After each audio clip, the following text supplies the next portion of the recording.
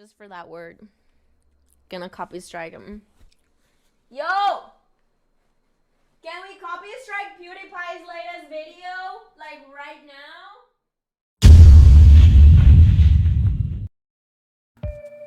Some of you may remember the old YouTube days, when channels like Smosh, Annoying Orange, Shane Dawson or Fred were the most watched YouTube channels.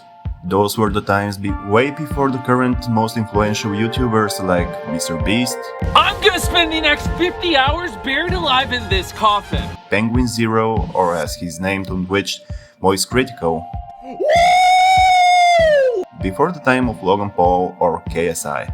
Some content creators have described those times as the Wild West of YouTube, when original content and ideas were basically everywhere, no trends that everybody can copy and flood the platform.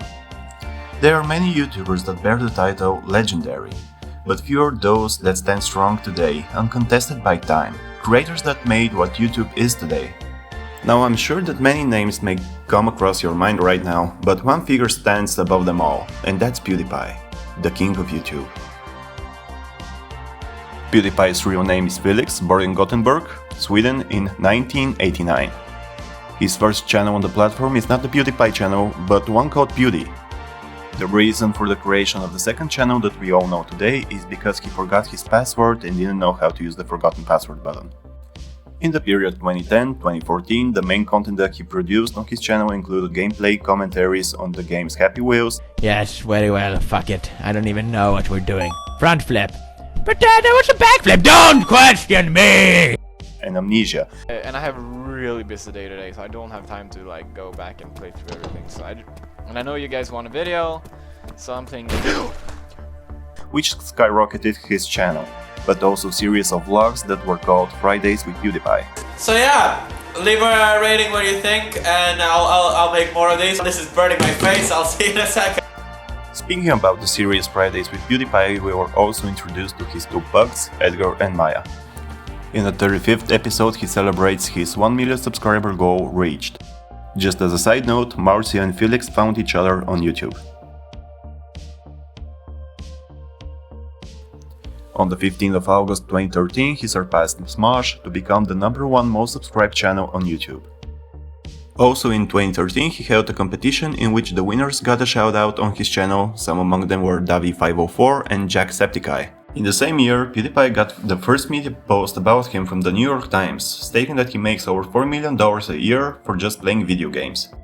Taking a bit of a risk, by the end of 2014 and the start of 2015, we could see that his content started shifting towards vlogging and less focused on Let's Plays.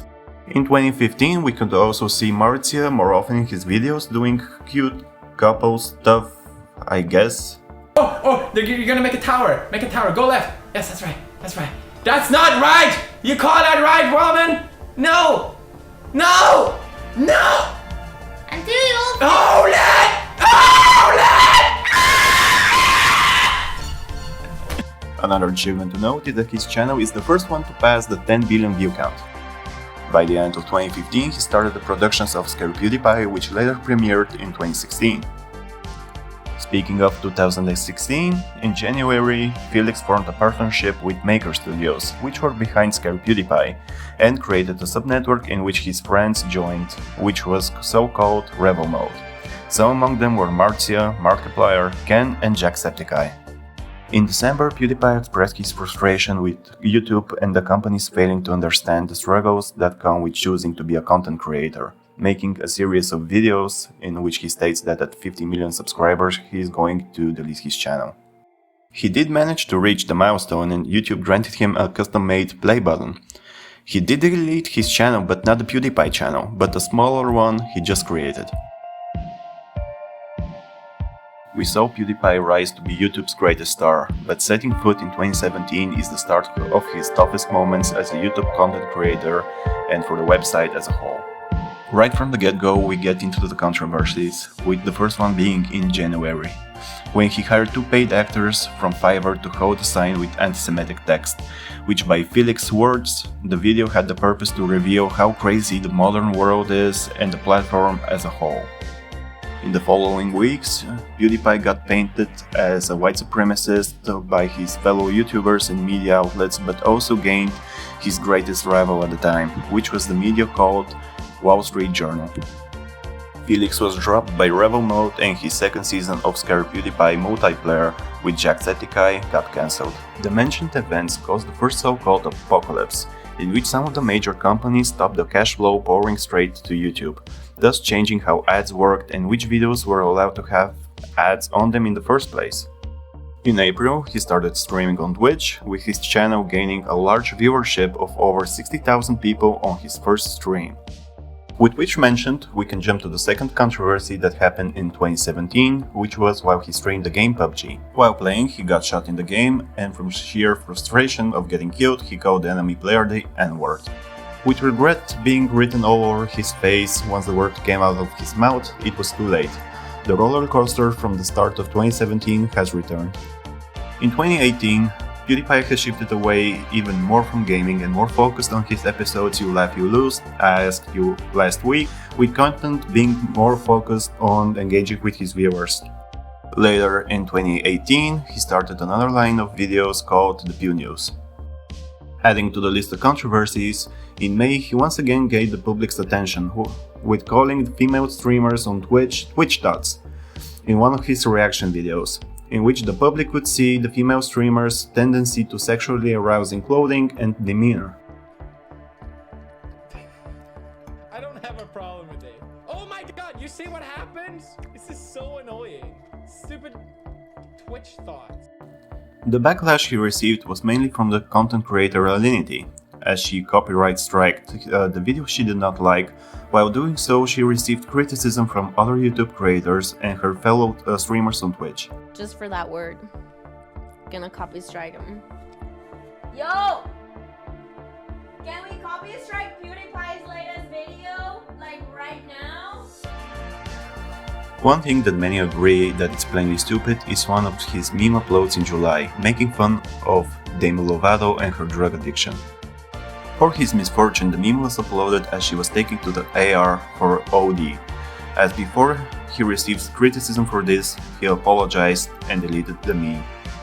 He was not invited in the YouTube Rewind at the end of the year.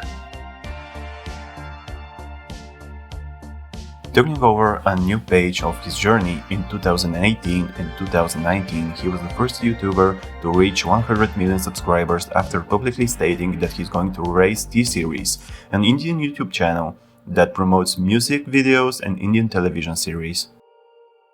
This caused a big hype train to form on YouTube, with many content creators, whether being big or small, prompted their viewers to subscribe to PewDiePie. A song has also dropped named Bitch Lasagna as a diss track for T-Series.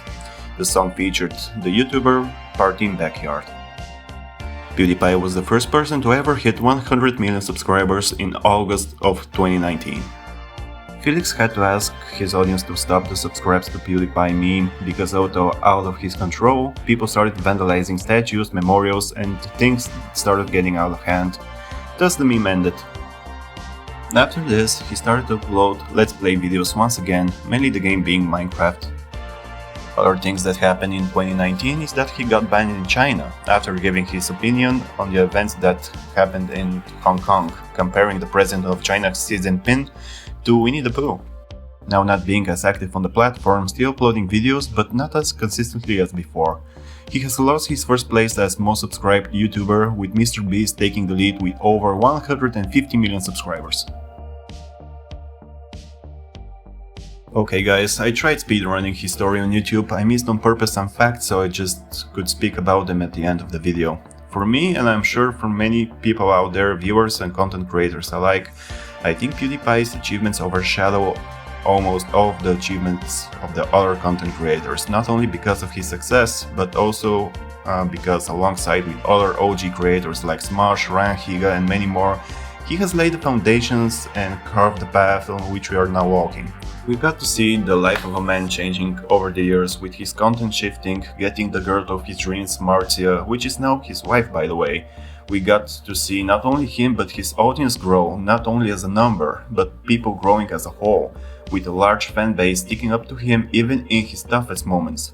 He's the king of YouTube because he reached goals before anyone else did. YouTube is partly shaped to be the platform we know today because of him. and he still has the power if he wanted to cause huge problems, and I don't think that's a bad thing. I think that his energetic personality and way of thinking balances out the social media. Another key thing that I did not add is his charity work, one of the most memorable being with Markiplier having donated over $4.5 million to children throughout the years. For me, PewDiePie is and always will be the king of YouTube, no matter how many people surpass him from this point forward. I hope you enjoyed the video. Stay tuned for more, and if you have any suggestions, let me know down in the comment section.